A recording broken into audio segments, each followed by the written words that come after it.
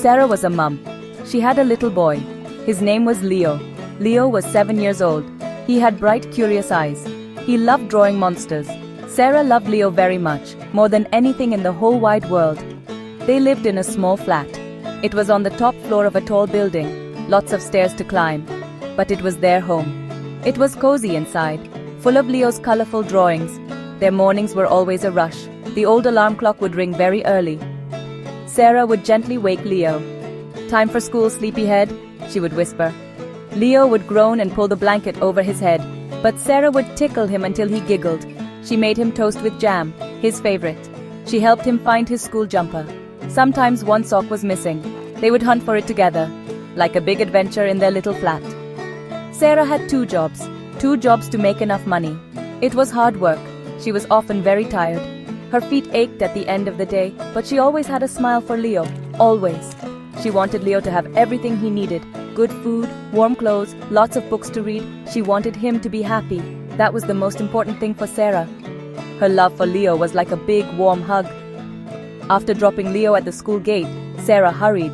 She had to catch the bus to her first job. She worked in a busy cafe. The cafe smelled of coffee and cakes. She served customers all morning. She wiped tables and washed cups. Her boss was mostly kind, but sometimes he was grumpy. Sarah just kept working hard. She thought about Leo. She thought about his smile. That made her feel strong. Sarah's first job finished just before Leo's school did. She would run to the bus stop. Sometimes the bus was late. She would worry. She didn't want Leo to wait alone, but she always made it, just in time. Leo would run out of the school gates. His face would light up when he saw her. "Mummy," he would shout. He would tell her all about his day, about sums and stories and what his friends said. Sarah listened to every word. Then it was time for Sarah's second job. She cleaned offices in the evening. The offices were big and empty. It was quiet work. She would put on her headphones. She would listen to music. It helped the time pass quickly. She scrubbed floors and polished desks. She made everything sparkle. She worked very carefully. She wanted to do a good job. She thought about Leo doing his homework. She hoped he was being good for Mrs. Gable next door. When Sarah finally got home, it was late. Leo would usually be doing his homework or reading a book. Mrs. Gable, their kind neighbor, looked after him. Sarah thanked Mrs. Gable. Then it was Sarah and Leo time. She would help him with any tricky homework. They would make a simple dinner together. Pasta with tomato sauce was a favorite, or beans on toast. They would eat at their small kitchen table.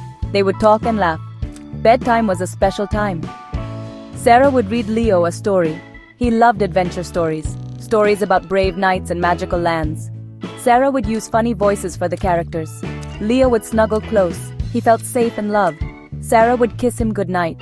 "I love you to the moon and back," she would say. "I love you more," Leo would whisper back.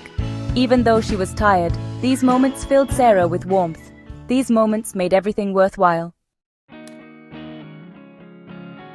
One day, Leo came home from school looking a bit sad. "What's wrong, treasure?" Sarah asked. She knelt down and looked into his eyes. Leo shuffled his feet. "My shoes have a hole, Mummy," he said quietly. He showed her the bottom of his trainer. There was a small hole near the toe, and the school trip is next week. We have to wear strong shoes for the nature walk. Sarah's heart felt a little heavy. New shoes were expensive. Sarah hugged Leo tight. "Don't you worry, my love," she said. But inside, she did worry. She looked at her purse.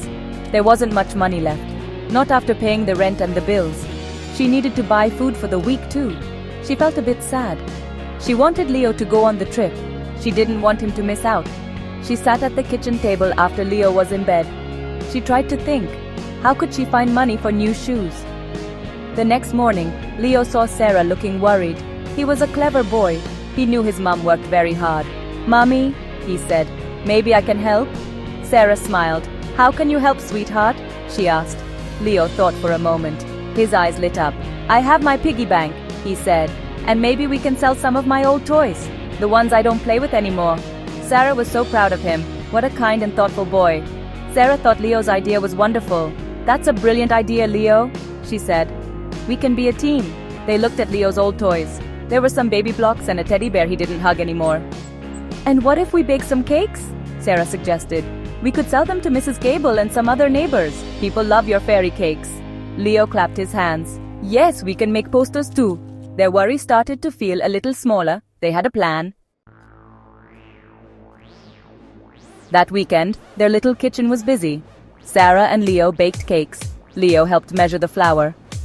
He got a bit on his nose. Sarah laughed. They made tiny fairy cakes with pink icing. They made chocolate chip cookies too. The flat smelled delicious, like sugar and happiness. Leo drew colorful posters. Yummy cakes for sale. He wrote in big letters. He drew pictures of smiling cakes. He was very proud of his artwork. They set up a small table outside their flat. Mrs. Gable was their first customer. She bought 6 fairy cakes. "These look wonderful, Sarah. And Leo, you're such a good helper," she said. Other neighbors stopped by too. They liked the cakes. They liked Leo's enthusiastic sales pitch. "Best cakes in the world," he would tell them. Sarah watched Leo. Her heart swelled with love and pride. They were doing this together. It felt good. By the end of the day, their cake tin was empty. Leo counted the money they had made. He added it to the money from his piggy bank and the money from selling a few old toys. "Mummy, look," he shouted. "Is it enough?" Sarah counted it carefully. A big smile spread across her face. "Yes, my darling," she said. "It's enough. We did it." Leo jumped up and down with joy. He hugged Sarah tightly.